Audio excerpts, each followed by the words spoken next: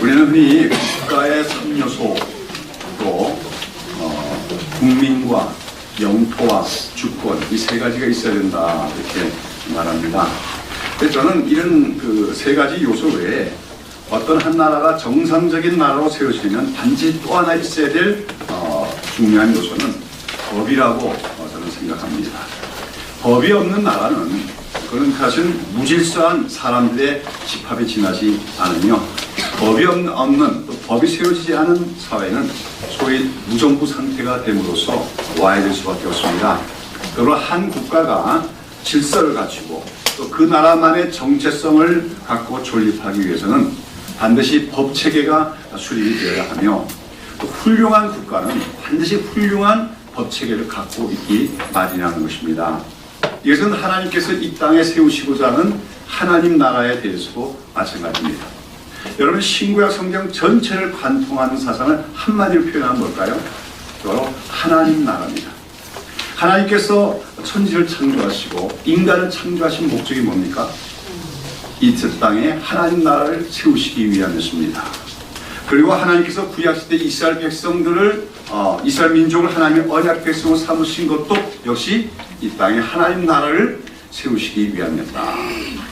우리도 마찬가지입니다.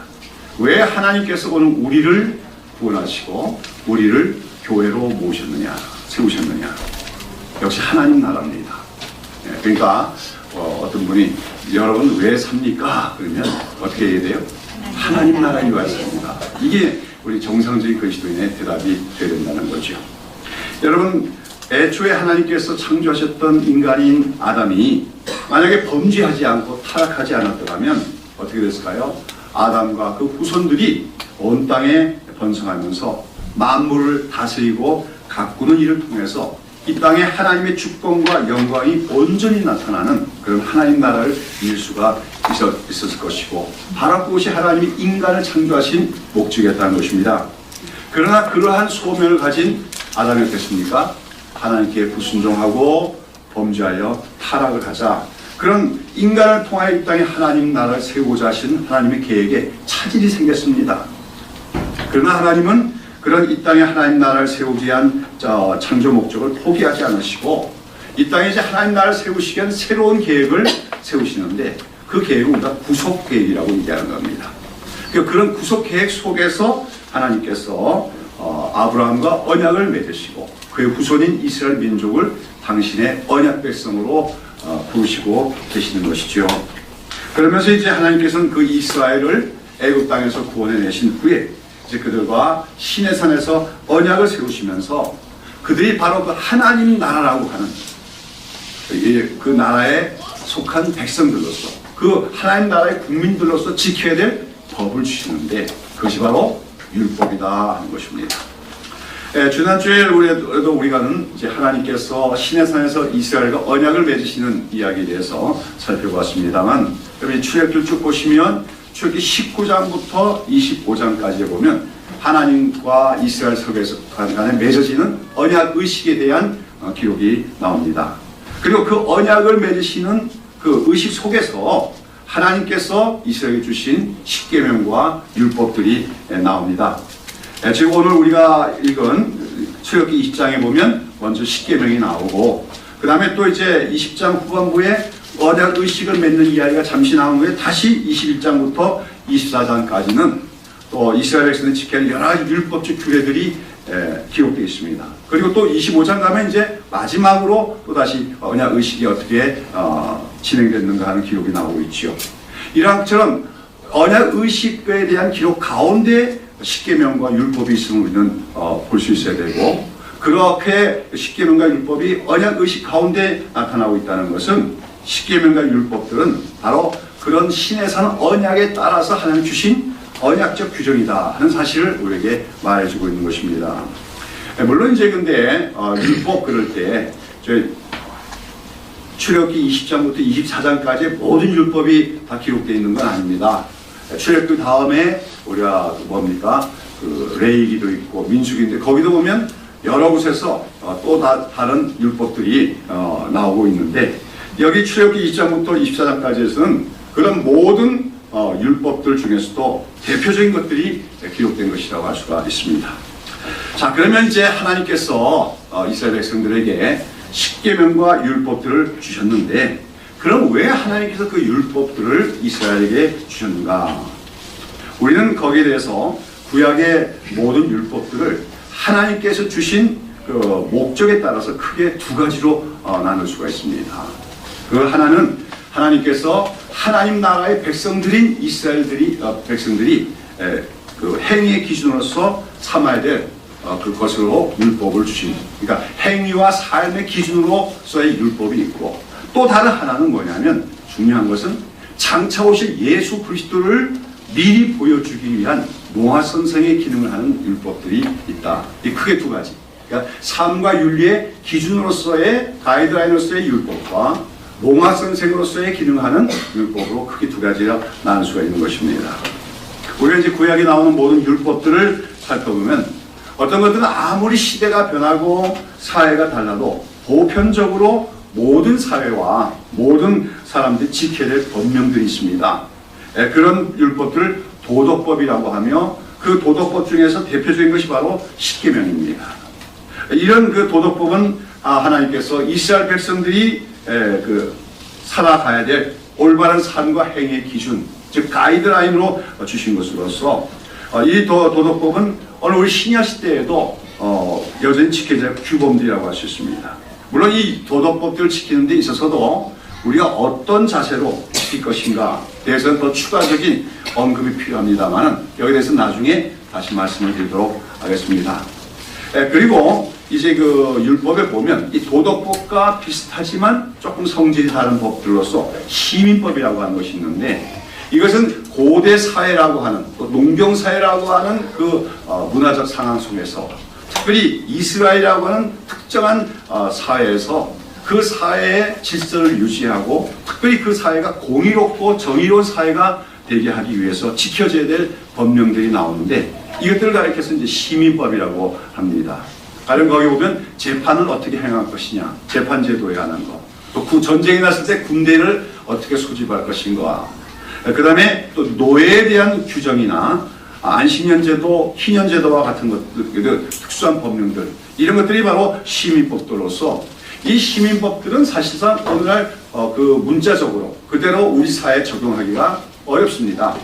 그러나 이 시민법들은 이스라엘 사회가 하나님의 선택을 받은 특별한 민족으로서, 다시 말해 세상 가운데 제사장 나라로서 하나님의 공의와 하나님의 인자심을 나타내는 데 필요한 그런 제도와 규칙들로서 오늘날 이제 우리가 이 땅을 살아가면서 우리가 사는 나라, 우리가 사는 사회가 어떻게 해서든지 하나님의 그 공의와 하나님의 인자심이 나타나는 그런 사회가 되도록 만들어가야 될 책임이 우리에게 있습니다.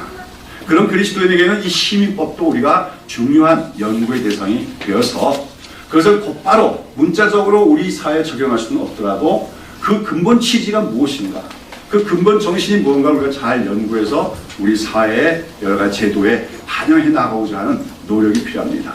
그것을 우리가 개혁적인 기독교라고 얘기할 수가 있는 것이죠. 그 다음에 이제 이렇게 율법은 크게 나눠서 도덕법과 시민법, 그 다음에 또 이제 어떤 법이 있냐면 의식법이라고 하는 것이 있습니다. 이제 이것은 한마디로 제사를 드리는, 제일 대표적인 게 제사법인데, 여러 가지 제사를 드리는 의식과 관련된 제의적 규정과, 그 다음에 정결예법, 만약 사람이 부정을 입었으면 어떻게 정결케 할 것인가에 대한 법들, 또 음식물 규례에서 어떤 것은 먹을 수 있고 어떤 것을 먹을 수 없는가 하는 음식물 규례, 그 다음에 어떤 날들을 특별히 하나님께 뭔가 예배를 드릴 것인가 하는 절기에 관한 법령들이 있는데, 이러한 율법들을 우리가 의식법이라고 부릅니다. 신학자들은 이제 이처럼 그 모든 율법을 도덕법과 시민법, 그 다음에 의식법으로 분류를 하면서 이 중에서 의식법, 즉 제사와 절기 또는 정결예법 등의 의식법은 예수님이 오시기 전까지 잠정적으로 지켜진 율법 규정으로서, 이 모든 것들은 장차 오실 메시아이신 예수 그리스도의 구속 사역을 보여주기 위한 예표와 그림자와 같은 것이다 해석합니다. 즉 이 의식법들은 하나님께서 주신 가장 중요한 목적은 뭐냐 하면, 그 의식법을 지킴으로써 뭐 거룩해지고 그 의식법을 지키면서 구원을 받는 게 아니라 그 의식법들을 지키는 속에서 그 의식법들 속에 보여주고 있는 실체인 예수 그리스도를 바라볼 수 있도록 하기 위해서 하나님께서 이 의식법들을 주셨다. 그런 가운데 때가 참에 예수님이 이 땅에 오신 것입니다. 그리고 공생의 사역을 마치시고 십자가에서 죽으심을 통하여 그 의식법들이 지향하고 있는 목적하는 모든 구원을 다 성취하셨기 때문에 이제 그 의식법들은 더 이상 우리가 지킬 필요가 없다. 이것이 이제 신학자들의 공통적인 견해인 것입니다.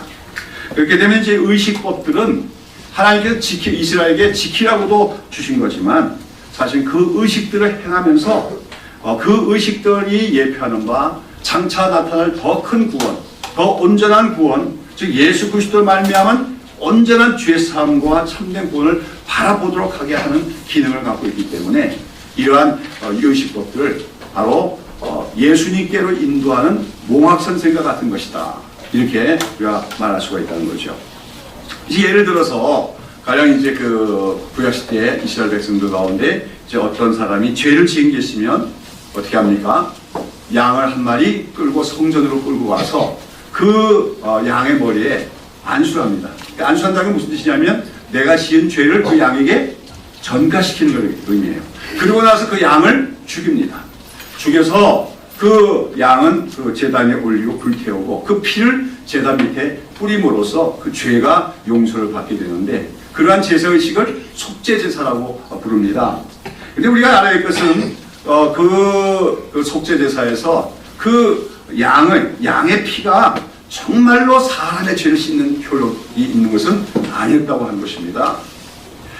그 속죄제사들은 바로 장차 그 희생양처럼 그 양은 사실은 자기 죄는 없는데 그 죄를 지은 사람 때문에 죽임을 당하는 거 아닙니까? 바로 그 양처럼 당시께서는 아무런 죄가 없지만 자기 백성들의 죄를 용서하기 위해서 우리로 대신 죽으실 어떤 대속자, 즉 예수 그리스도를 보여주기 위한 그런 예표라는 거지요. 그러므로 우리가 구약시대 사람들도 율법을 지킴으로 죄사함을 얻은 게 아니에요. 제사를 드림으로 죄사함을 받은 게 아니고 구약시대도 참된 이스라엘 백성들은 그 희생제물을 속죄제사로 드리면서 하나님 앞에서 어떤 고백을 한 겁니까? 하나님 바로 이 양처럼 자기는 죄가 없으면서 장차 우리 죄를 위하여 죽어주실 대속자가 오실 것을 믿습니다 하는 그런 고백, 그 믿음을 통해서 그들도 죄사함을 받았고 구원을 받았음을 우리는 기억해야 한다는 것입니다. 아무튼 우리가 이렇게 속죄제사가 대표적인 예인데 이런 속죄제사를 비롯해서 여러 가지 많은 제사법들 또는 절기들 또 정결예식들은 모두가 다 누구를 바라보게 하는 겁니까? 예수 그리스도를 바라보게 하는 것이고 예수 그리스도가 이루실 참된 죄사함과 또 예수 그리스도 안에서 얻어지는 구원과 안식을 보여주기 위해서 하나님이 주신 율법들이 바로 의식법이라고 할 수가 있고 이것들은 그 자체가 어떤 하나님께서 영구히 지키라고 주신 것이 아니라 때가 될 때까지 때가 오기까지 예수님을 바라보게 하고 예수님께서 인도하는 목적으로 주어진 율법이기 때문에 몽학선생과 같은 기능을 가진 율법이라고 할 수가 있다고 하는 거죠.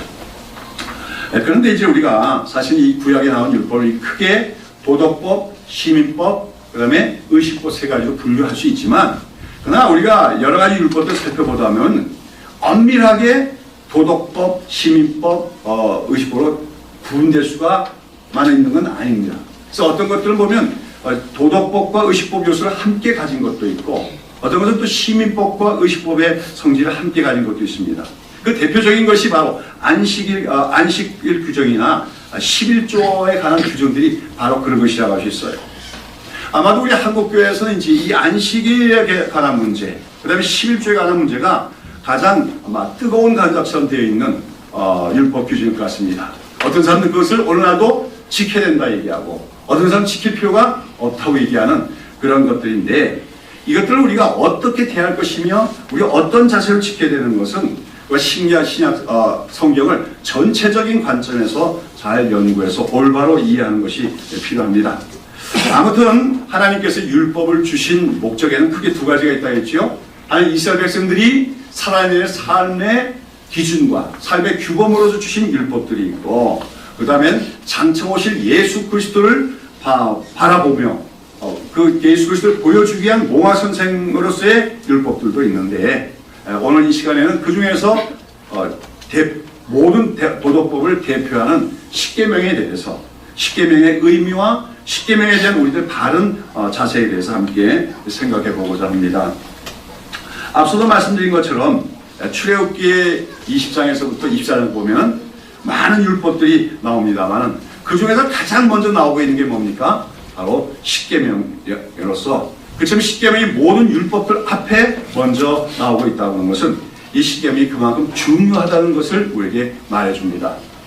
십계명은 한마디로 하나님께서 이스라엘에게 주시는 모든 율법의 핵심을 요약한 것이라고 할 수가 있습니다. 이제 우리나라 법에도 보면 우리가 육법이라고 하죠, 그렇죠? 육법 전설을 말하자. 육법이 뭡니까? 형법, 민법, 상법, 형사소송법, 민사소송법, 이게 다 5가지 법이고, 이 5가지 법령들이 있는데, 이 모든 법령과의 기본 정신과 기본 원리를 기수해 놓은 법이 뭡니까? 헌법이라고 하는 것이죠. 그래서 이제 헌법은 모든 법들의 그 모체가 되는 모법이라고 할 수가 있는데, 십계명과 율법의 관계도 그러하다고 우리가 볼 수가 있습니다. 저 십계명은 하나님께서 이스라엘에 주신 모든 율법들의 모법으로서 오늘날 법체계로 말하면 헌법과 같은 것이다, 그렇게 말할 수가 있다는 것이죠. 이처럼 그 십계명은 모든 율법에서의 핵심이요, 또 율법의 기초라고 하시는데, 그런 십계명을 이해한 데서 우리가 가장 먼저 알아야 할 것은 하나님께서 십계명과 그에 따른 율법을 주신 까닭이 무엇이냐. 그것을 지킴으로써 구원을 받게 하려고 주신 것이 아니라, 구원을 받은 백성들이기 때문에 구원받은 백성들을 살아야 될 기준으로서, 삶의 규범으로서 십계명을 주셨다고 하는 것입니다. 자, 왜 이스라엘 백성들은 십계명을 지켜야 되며 율법들을 지켜야 하는가? 그것을 요약적으로 보여주고 있는 말씀이 오늘 우리가 읽은 출애굽기 20장에 나오는 제일 앞에 나오는 1절과 2절의 말씀입니다. 우리 다 같이 출애굽기 20장 1절 2절을 같이 다시 한번 읽어보도록 합니다. 시작. 하나님이 이 모든 말씀으로 일러 가라사대 나는 너를 애굽 땅 종되었던 집에서 인도해낸 너의 하나님 여호와라. 그러고 나서 그 다음에 뭐가 합니까? 너는 나 외에 다른 신을 있게 하지 말라. 너는 그 다음에 우상을 섬기지 말라, 이렇게 나오죠. 여기서 하나님께서는 이스라엘 백성들에게 십계명을 주시면서 왜 그들이 그 십계명과 율법을 지켜야 되는가? 그에 대해서 여기 하나님께서 먼저 나는 너희를 종되었던 애굽 땅에서 구원해낸 여호와이기 때문이다, 그렇게 말씀하고 계신 것입니다. 여기 나오는 이 언급, 즉 나는 너희를 애굽 땅 종되었던 집에서 인도해낸 너의 하나님 여호와라고 하는 이 말씀은 역사적인 소문 또는 율법의 전문이라고 할 수가 있습니다. 여러분, 제가 아까 십계명은 모든 율법의 모법으로서 우리나라에 뭐와 같다 했어요? 헌법과 같다 했는데, 우리가 헌법에도 보면, 우리나라 헌법에 보면 헌법 앞에 제일 먼저 나오는 그 기술을 뭐라고 하죠? 그걸 헌법 전문이라고 합니다. 그러니까 헌법 전문 아십니까? 조금 다 외우는 못해도 어느 정도 알아야 되는데, 우리나라 그 헌법 전문을 이렇게 시작하죠. 유구한 역사와 전통에 빛나는 우리 대한민국은, 이렇게 시작이 됩니다. 그리고 나서 3.1 운동으로 건립된 대한민국 임시정부의 법통과 불의에 한가한 4.19 민주 이념을 계승하여, 이라는 언급이 이어져 나오죠. 한마디로 대한민국은 역사가 있고 전통이 있고 그 배경이 있다는 것을 얘기합니다. 그리고 나서 이제 대한민국은 무엇보다도 자유민주 국가임을 이제 선언하고 나서, 그러면서 우리 대한민국은 내적으로는 국민 모두가 균등한 대우를 받는 국가가 되어야 되고, 외적으로는 세계 평화와 인류 공영에 이바지하는 나라가 되어야 된다. 그런 취지로 이제 헌법을 제정한다. 이렇게 된 것이 헌법 전문입니다. 오늘 우리가 이 출애굽기 20장을 읽는데 그 중에서 나오는 1, 2절의 말씀, 아주 짧은 말씀이지만 그러나 바로 이것이 바로 그 헌법 전문과 같은 것으로서 하나님께서 이스라엘 백성들에게 십계명과 율법을 주시면서 너희들이 왜 십계명과 율법을 지켜야 되느냐, 그 취지를 하나님은 먼저 말씀하고 계신 것입니다. 이걸 사실 신학적인 용어로 좀 더 정확하게 얘기하면 여기 나오는 이 나는 너를 애굽 땅 종되었던 집에서 인도해낸 너의 하나님 여호와라 하는 이 말씀이 언약 문서에 나오는 역사적 서원과 같은 것이다, 이렇게 얘기할 수가 있습니다. 언약 문서는 뭐고 역사적 서원은 뭡니까? 이제 언약 문서라고 하는 것은 이제 고대 중동 사회에서 국제 관계에서 아주 큰 힘이 있는 나라, 제국이죠 말하자면 그 중동 전역을 지배하고 있는 나라를 종주국이라고 합니다. 그리고 그 종주국의 왕이 다스리는 영토 내에 있는 작은 나라들을 뭐라 합니까? 복속국이라고 하죠. 그러면서 이제 그 종주국과 복속국 간에 언약을 맺게 되어지는 거예요. 그러면서 이제 같이 공수동맹도 하고, 특별히 이제 그 종주국이 복속국을 지켜주기도 합니다. 다른 외적국도 지켜주기도 하지만, 그러나 거꾸로 이 복속국들은 또 종주국에 뭡니까? 뭐 해마다 조공을 바친다든지, 또 그 전쟁이 났을 때, 종주국에 전쟁이 났을 때 출전해야 된다 하는 그 의무를 지켜야 될 책임이 있게 되어지죠. 그러면서 이 종주국과 복속국 간에 맺어지는 언약, 그걸 기록한 문서가 언약 문서인데, 제일 먼저 나오는 것이 바로 역사적 서원입니다. 그 역사적 서원에서 이제 보통 이렇게 얘기하죠. 나 위대한 그 종주국의 왕인 나 아무개는 이러이러한 사람으로서 내가 과거에 복속 국가에게 대해서 이렇게 은혜를 베풀었고 이렇게 구원을 베풀었다. 그렇죠? 그러면서 그 다음에 뭐라 합니까? 그러므로 너는 이제 이 복속 국가는 나 이 종주국의 왕인 이 위대한 왕에게 이렇게 의무를 다하고 충성을 해야 된다. 그렇지 않으면 너희들이 당장에 저주를 받을 것이고 멸망을 당할 것이다. 이제 이것이 이제 그 고대의 문화에서 우리가 발견하는 언약 문서의 내용입니다. 바로 거기서 이제 종주국가와 복속국가 간의 언약에 맺어졌을 때 그 언약 문서에 제일 먼저 나온 역사적 서원. 그 종주국의 왕이 그 복속국가의 관계에서 이때까지 행해온 은혜로운 일들에 대한 기술을 역사적 서원이라고 하는데, 바로 오늘 여기 20장 2절 말씀이 바로 그런 언약 문서의 역사적 서원과 같은 내용입니다. 하나님은 말씀하시는 것입니다. 나는 너를 애굽 땅 종되었던 집에서 인도해낸 너의 하나님이로다. 그리고 나서 십계명을 주시고 율법을 주고 계십니다. 그래서 이제 저는 제 개인적인 견해로서는 우리가 갖고 있는 성경에서 2절과 3절, 즉 나는 너를 애굽 땅 종되었던 집에서 인도해낸 너의 하나님 여호와로다. 그래서 3절로 가기 전에 그 사이에다가 가로를 치시고 그러므로 라고 하는 접속사를 집어넣으면 대단히 좋겠다, 그런 생각이 듭니다. 물론 이제 히브리어 원문에는 그게 없어요.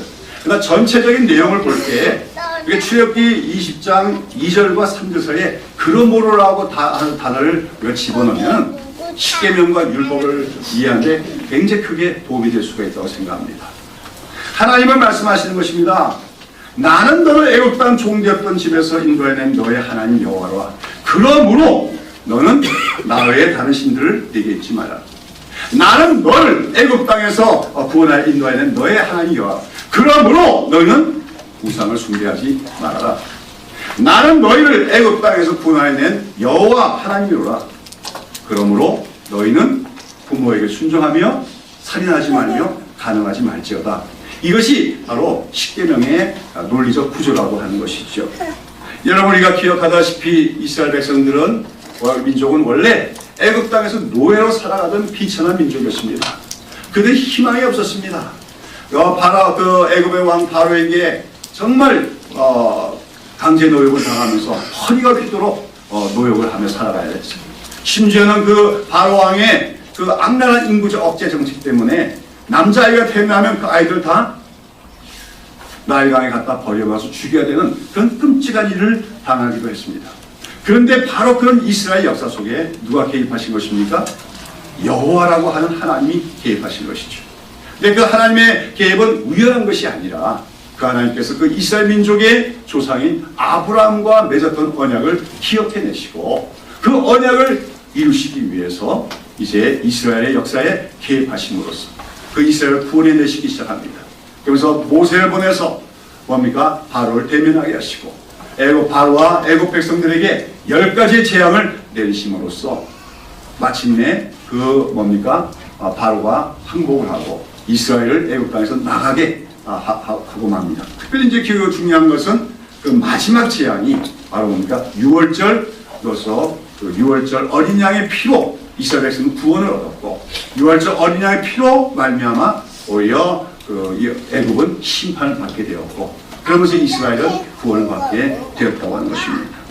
한마디로 하나님은 아무런 힘도 없고 능력도 없는 이스라엘을 뭡니까? 은혜를 베푸셔서 구원해내신 은혜로우신 하나님이고, 또 아까 말씀드린 것처럼 하나님은 수백 년 전에 아브라함과 맺었던 언약을 기억해내시고 그 언약을 신실하게 지키시는 신실하신 하나님이시라는 것입니다. 그런 하나님께서 그 하나님의 이름이 여호와라고 하는 거죠. 이 여호와라고 하는 하나님의 이름은 바로 그런 하나님의 은혜로우심과 그 하나님의 신실하심을 반영하는 하나님의 이름이 바로 여호와, 야훼라고 하는 것입니다. 그 하나님께서 이제 이스라엘 백성들에게 언약을 맺으면서 그들이 이제 어떻게 살아갈 것인가에 대해서 여러 가지 규범으로서 계명들과 율법을 주시면서 이렇게 말씀하시는 것이죠. 나는 너를 애굽 땅 종되었던 다 집에서 인도해낸 너의 하나님 여호와로라. 그러므로 너희는 나의 이 모든 계명을 지키라고 하나님은 말씀하고 계시다고 하는 것입니다. 그리고 더 나아가서는 너희가 이러한 나의 계명을 잘 듣고 지키면은 열국 중에서 하나님 여호와가 소중히 여기시는 그런 나라와 민족이 될 것이고 또 제사장 나라가 될 것이라는 약속을 하고 계신 것입니다. 그렇습니다. 우리가 여기서 이 그러므로라고 하는 그 접속사의 의미가 대단히 중요하다. 한마디로 이스라엘 백성들은 날마다 늘 여호와 하나님의 은혜를 기억하고 살아가는 민족이 되었어야 한다는 것입니다. 그러면서 그들은 늘 우리가 이렇게 큰 구원을 은혜를 받았으니 그러면 우리는 어떻게 살고 하는 자세로 그들은 다시 말해서 하나님의 그 뭡니까? 은혜에 응답하는 자세, 레스폰스하는 자세로서 그들은 살아가야 되는데 바로 그 하나님의 구원의 은혜에 대해서 응답하는 자세로서 어떻게 살 것인가 하는 그런 규범들을 기록해 놓은 것이 바로 십계명과 율법이라고 하는 것이죠. 여러분, 우리가 어떤 큰 분, 이제 하나님과 인간관계에서도 내가 정말 참 벗어나기 힘든 무거운 짐과 그 부채와 그런 것도 있는데 어떤 분이 그냥 다 일시에 다 해결해 줬어요. 그럼 내가 평생 그 사람을 잊을 수가 없겠지요? 늘 어떤 일을 하더라도 그분을 생각하게 될 것입니다. 하나님과 이스라엘 백성들 사이도 마찬가지라는 것이죠. 이스라엘은 자기들의 힘으로 나라를 얻은 게 아닙니다. 자기들의 힘으로 자유인이 된 게 아닙니다. 오직 하나님의 그 구원의 은혜로 구원을 받은 백성입니다. 그러므로 그들은 정말 자나깨나 늘 하나님의 은혜를 기억하는 하나님의 백성이 되어야 되고, 그러면서 그런 하나님의 은혜에 대한 반응하는 자세로서, 응답하는 자세로서 하나님의 계명과 율법들을 힘써 지켜야 했다고 하는 것이죠. 여러분, 제가 이 그러므로, 그래서 이 11조 10계명을 이해하는 데 있어서 율법에 대한 그러므로가 중요하다. 하나님의 큰 은혜를 받은 이스라엘 백성들이 그러므로 우리는 어떻게 살 것인가, 그걸 보여주는 것이 바로 규범이 계명과 율법이라고 말씀했는데, 이것은 오늘 우리 신약시대 그리스도인들에게도 마찬가지임을 우리가 깨달아야 됩니다. 오늘 우리가 여러분 그 신약 성경에서 이제 그 로마서는 대표적인 이제 교리서신으로 불리우지요. 교리서신. 다시 말해서 이 로마서에 보면 우리가 구원을 받는 것은 우리의 행위나 율법을 지킴으로써가 아니라 오직 하나님의 은혜로만 구원을 받는다 하는 이런 교리를 논리적으로 설파하고 있는 것이 로마서입니다. 여러분, 이 로마서의 구조를 보시면은 1장부터 11장까지가 바로 그런 은혜의 구원의 교리에 대한 그 진술입니다. 그리고 나서 이제 12장부터는 그렇다면 그런 은혜로 구원을 받은 우리 그리스도인들은 그럼 어떻게 살아야 될 것인가 하는 실천에 대한 교훈이 나오고 있는데, 바로 이제 11장까지 교리가 끝나고 12장의 실천적 교리가 시작되면서 어떻게 시작합니까? 어떤 단어로 시작하는? 그러므로라고 하는 단어로 시작이 되고 있는 걸 볼 수가 있어요.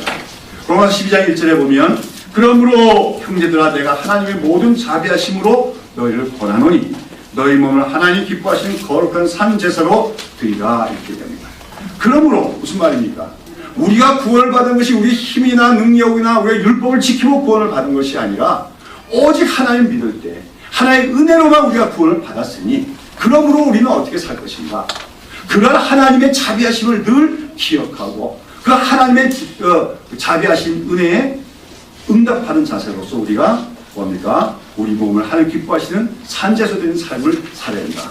그러면서 이제 바울은 우리가 형제를 사랑하고 원수까지도 저주하지만 축복하라 등등의 실천적 교훈들을 말하고 있는 것을 볼 수가 있다고 하는 것이죠.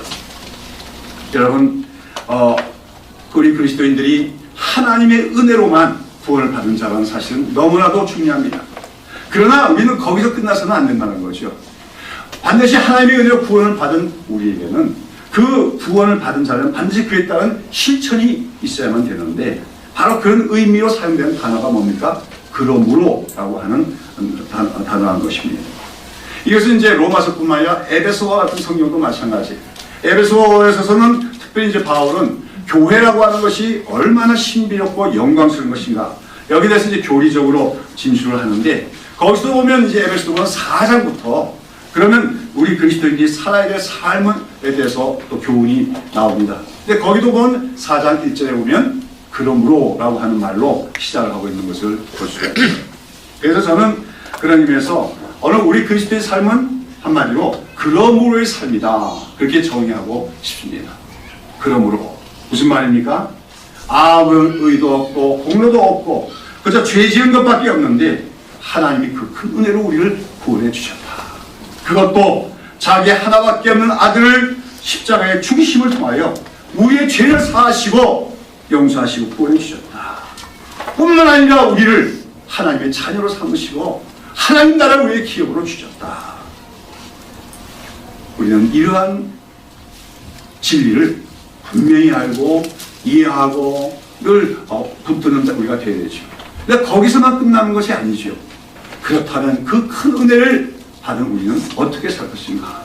그래서 우리는 그러므로 우리는 이렇게 살아야 되고 그러므로 우리는 이렇게 살아야 될 것이 아닌가 하는 그런 응답, 반응이 있어야 되는 것이 바로 그리스도인의 삶과 행위라고 하는 것입니다. 자, 그러면 이제 하나님께서 이처럼 이스라엘에게 한마디로 하나님의 그 큰 은혜의 구원을 받은 이스라엘은 그 은혜에 응답하는 그 자세로서 십계명과 율법들을 잘 지켜야 될 것을 라고 하셨는데 그럼 신약 시대의 하나님 백성들인 우리는 이 율법과 십계명에 대해서 어떻게 생각해야 되면 또 어떻게 지켜야 하겠는가 하는 것입니다. 오늘날 기독교 내에는 이 십계명이나 구약의 율법에 대한 태도에 두 가지 극단이 있다고 할 수 있습니다.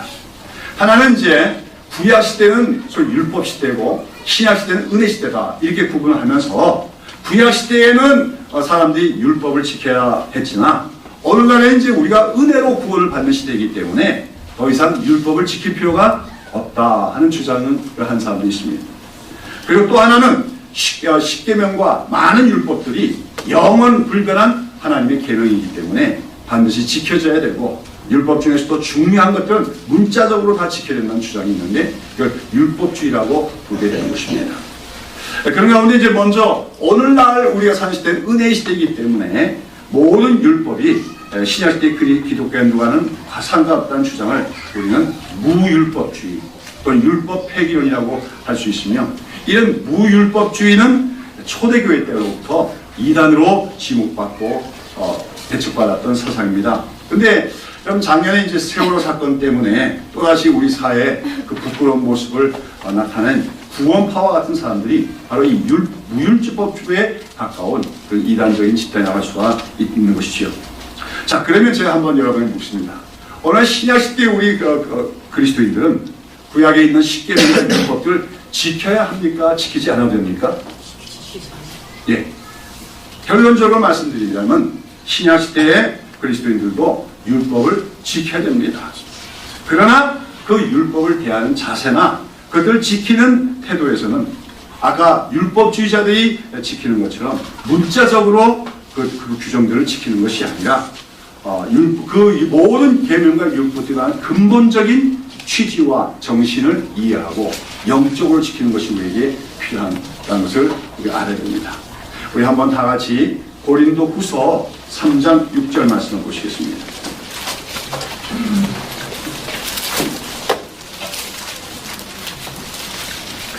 다 같이 한번 읽습니다. 고린도후서 3장 6절 말씀.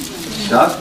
저가 또 우리로 새 언약의 일꾼에게 만족해 하셨으니 의무로 하지 아니하고 오직 영으로 하느니 의무는 죽이는 것이요 영은 살리는 것이니라 했죠. 여러분, 우리가 어떤 사람이라고 얘기합니까? 새 언약의 일꾼이다 얘기하고 있어요. 우리 그리스도인은 다 새 언약에 속한 사람이고 새 언약의 일꾼입니다.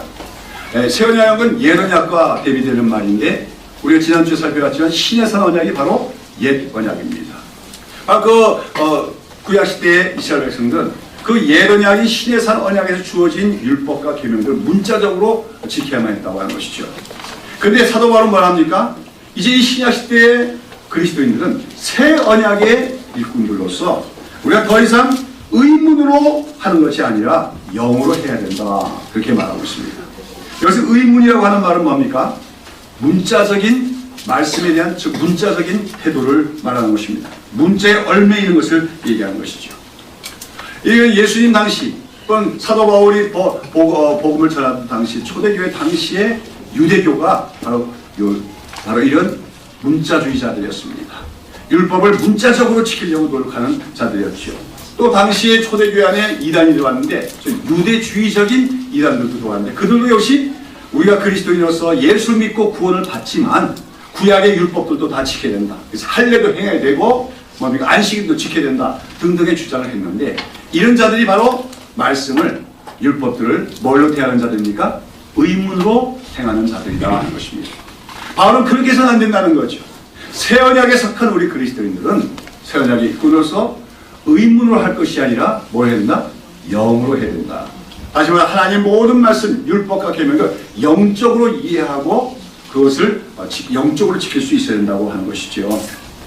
물론 우리가 이 의문을 하지 않고 영어를 한다고 할지라도 우리가 어떤 부분들은 사실 문자적으로 다 지켜야 되는 부분들이 없는 건 아닙니다. 가령 부모에게 순종하라든지 이웃의 것을 도적질하지 말라든지 간음하지 말라고 하든지 하는 계명은 아무리 시대가 바뀌고 또 사회가 달라도 반드시 우리가 지켜야 될 계명들입니다. 그러나 우리가 이 십계명들 중에서도 보면 어떤 분은 십계명이 영구불변한 도덕법이라고 얘기하지만 사실 그 말이 어폐가 있는 말로서 왜냐하면 십계명 중에서도 우리가 더 이상 문자적으로 접근하지 말아야 될 계명이 있어요. 그 대표적인 게 뭡니까? 안식일 규정 계명입니다. 여러분 오늘 우리는 안식일 지킵니까? 안 지킵니까? 네? 안식일 지켜야 돼요? 지키지 말아야 돼요? 거기에 대해서 아직까지 분명히 대답하지 못하는 교인들이 굉장히 많죠. 한국교회에서는 과거에 이 안식일 성수 문제에 대해서 아주 엄격했습니다. 이걸 안식일 엄수주의라고 하는데 이건 사실은 다른 복음적인 기독교가 아니라는 것이죠. 그래서 이 안식일을 특별히 과거의 한국 기독교는 주일을 안식이라고 여기면서 그래서 주일날에는 구약시대의 안식일을 지키듯이 어떻게 합니까? 일을 해서도 안 되고 놀러 가서도 안 되고 또 뭐 음식을 사 먹어서도 안 된다 하는 그런 교훈을 교회에서 가르쳐 왔었지요. 근데 여러분 우리가 알아야 할 것은 이 안식일의 계명은 안식 규정은 도덕법이기도 하지만 사실 의식법이기도 해서 우리가 안식 규정을 어떻게 해야 되냐면 신약시대의 그리스도인들에게는 더 이상 어떤 날이 특정한 날이 안식일이 아니라는 사실을 기억해야 됩니다. 언제가 안식일일까요? 예, 우리 그리스도에게는 매일매일이 안식일이 돼야 돼요.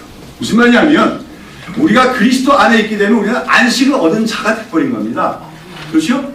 우리가 그리스도 안에 있으면 매일매일 안식을 누리고 살아가기 때문에 매일매일이 뭐가 돼야 되는 거예요? 안식일이 되어야만 되는 것이죠. 그러면 왜 우리는 주일날을 지키는 겁니까? 주일을 지키는 것은 안식일과는 좀 다른 의미로서 초대교회 성도들은 예수님이 죽었다가 부활하신 날을 기념하여 주의 날이라고 기억하고 모였던 것이 우리 교회의 관습과 전통이 되었고 그 관습을 따라서 오늘 이 주일날의 모임을 갖는다는 것을 기억해야 될 필요가 있어요. 물론 어떤 면에서는 이 주일을 우리가 잘 지킬 때 영적으로도 안식과 휴식을 얻을 수 있고 육체적인 안식도 얻을 수가 있습니다. 그러나 본질적으로 안식일 계명을 문자적으로 지키는 태도는 옳은 것은 아니다 하는 말씀이죠. 특별히 우리가 이 십계명 또 율법을 의문으로 지켜서는 안 되고 영어로 지켜야 된다 하는 이 말씀을 예수님의 말씀을 통해서만 우리가 바로 이해할 수가 있다고 하는 것입니다. 자, 우리가 예수님의 중요한 말씀이 있습니다. 마태오 5장 17절에서 산상순에서 예수님은 이렇게 말씀하시죠. 내가 율법이나 선지자나 폐하러 온 줄로 생각하지 말라. 폐하러 온 것이 아니라 완전케 하러 왕이라 말씀하십니다. 예수는 율법이나 계명을 폐하러 오신 분이 아니라는 거예요. 완전케 하러 오셨다는 것입니다. 이게 무슨 뜻입니까? 이것은 먼저는 예수님은 모든 율법과 계명의 요구를 다 이루시기 위해서 오신 분이라고 하는 것입니다. 아까 의식법도 얘기했죠. 그 모든 의식법들 사실 누구를 보여주기 위한 겁니까? 예수님, 특별히 예수의 십자가 구속사역을 보여주기 위한 것인데 예수님 바로 그 의식법들이 보여주고자 하는 것을 다 성취하기 위해서 이 땅에 오신 분입니다. 그 다음에 예수님은 완벽한 의인이 되셨습니다. 그럼 사실 원칙적으로는 어떤 사람이 의인입니까? 하나님께 조금도 죄를 짓지 않고 하나님의 모든 말씀에 순종하는 사람이 절대적 의인인데 세상에는 그런 의인이 있습니까? 없습니까? 없지만 예수님은 하나님께 절대적으로 순종하셨습니다. 예수는 모든 계명을 다 지키심으로써 절대적 의인으로 인정받으신 분입니다. 그리고 그 의를 자기를 믿는 자들에게도 전가하여 주시는 것이죠. 그런 가운데 우리가 알아야 할 것은 예수님이 율법을 어떻게 이해했는가, 예수님이 계명들을 어떻게 해석했는가, 이게 바로 율법이나 계명을 문자가 아닌 의문이 아닌 영어로 대하고 지키는 자세가 될 수 있다고 하는 것이죠. 자, 다시 말해서 예수님을 통해서만이 모든 계명과 율법들의 근본적인 의미와 그 취지는 드러나게 된다는 겁니다. 자, 예를 듭니다.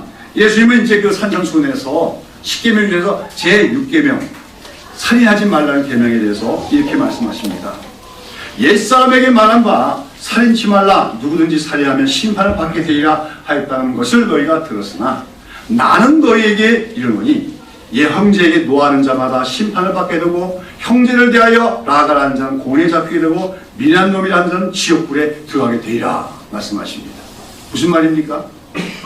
여러분, 예수님 당시에 바리새인이나 서기관과 같은 유대인들은 자기들이 실질적으로 사람의 피를 흘려 죽인 적이 없기 때문에 우리는 그 6계명, 살인하지 말라는 계명을 어떻게 했다고 생각해? 잘 지키고 있다고 생각했다는 겁니다. 예수님은 아니라는 것입니다. 너희가 비록 칼이나 총으로서 다른 사람을 죽인 적은 없더라도 너희가 마음속으로 이웃이나 형제를 멸시하거나 미워하거나 시기했을 때 그것은 이미 마음속에서 살인한 것이고 하나님 보시기에는 살인죄를 지은 것이다. 6계명을 어긴 것이다 말씀하시고 계신 겁니다. 또 예수님은 간음치 말라, 지금 7계명에 대해서도 말씀하시죠. 나는 너에게 이르노니 또 간음치 말라 하는 것을 너희가 들었으나 나는 너에게 이르노니 그럽니다.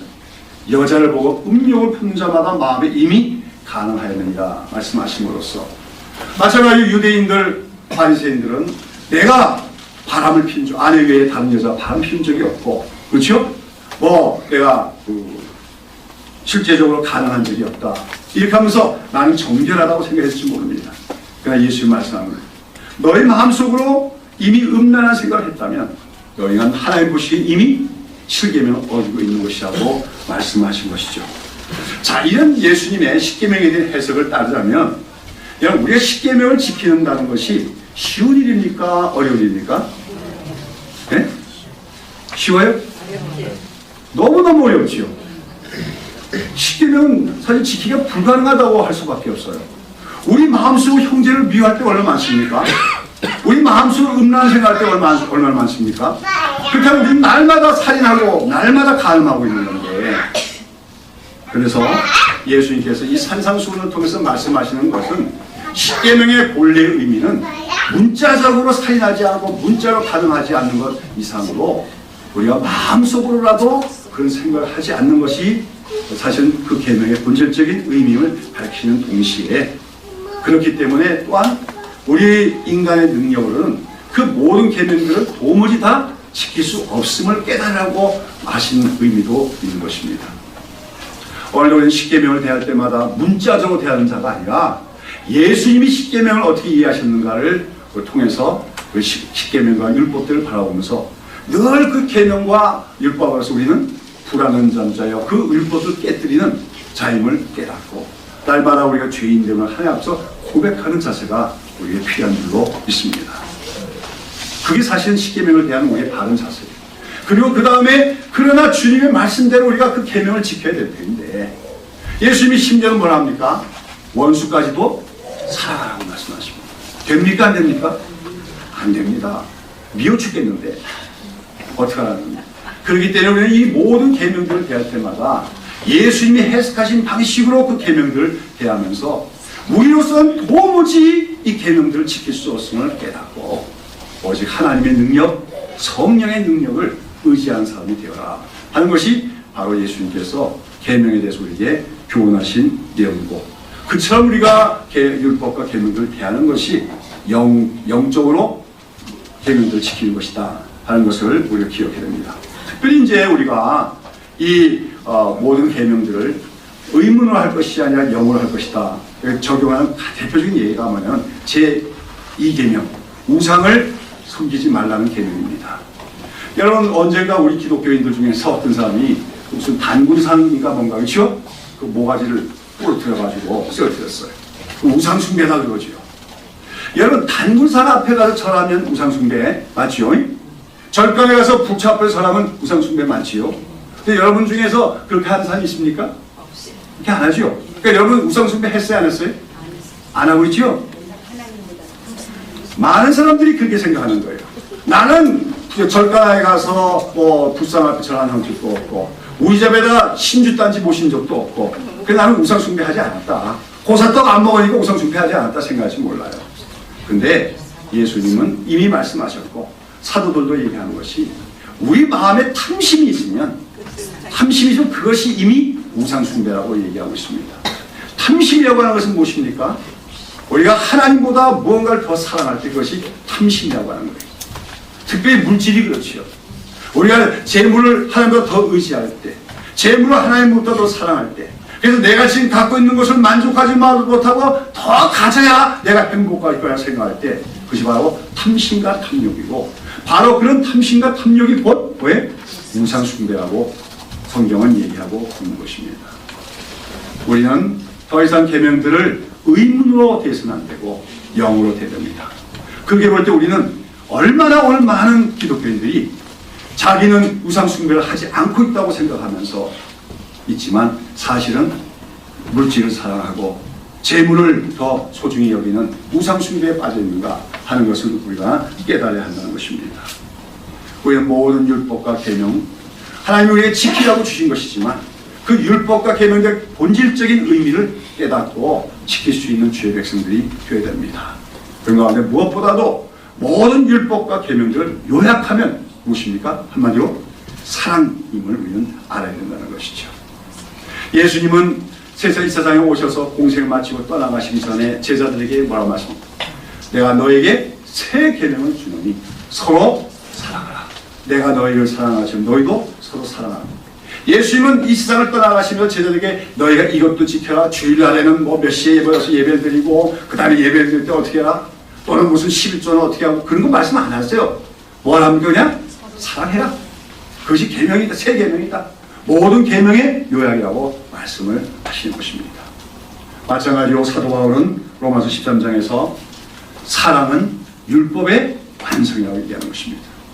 우리가 정말로 하나님을 사랑하는 마음을 갖고 있고 정말로 이웃을 사랑과 형제를 사랑하는 마음을 가지고 행하면 그것이 바로 율법을 지킴이 된다고 얘기하는 것이죠.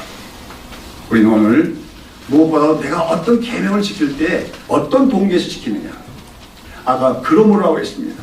하나님의 그 큰 은혜로 구원을 받았다는 생각을 할 때마다 그 은혜에 내가 어떻게 보답할까? 응답하는 자세로 우리가 힘써 살아가고자 할 때. 그래서 무엇보다 하나님을 사랑하고 내 이웃을 사랑하고 하는 저는 동기 속에서 우리가 어떤 법들을 지키고 그럴 때 우리는 하나님의 계명을 온전히 지키는 자가 될 수 있는 줄로 믿습니다. 아무쪼록 오늘 십계명을 주신 하나님, 그 하나님은 구약의 이스라엘에게 주신 게 아니라 우리에게 주신 것입니다.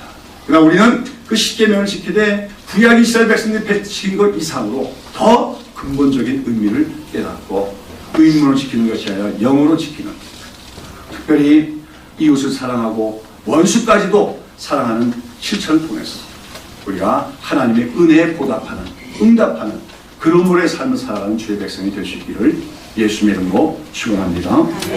기도하겠습니다.